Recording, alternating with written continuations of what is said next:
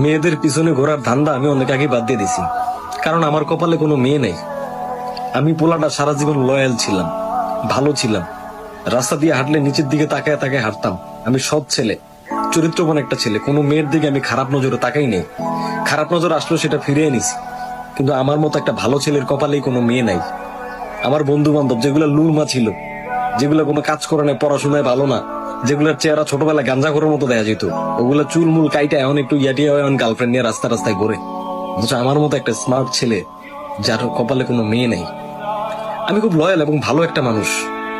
আমি চেষ্টা করেছি অনেক মেয়েদের হালাল ভাবেই প্রপোজ করার চেষ্টা করছি, চিঠি দিয়েছি, মেসেজ পাঠিয়েছি এবং অনেক মেসেঞ্জারে অনেক নক দিয়েছি, কিন্তু কোনো মেয়ে আমাকে সাড়া দেয়নি।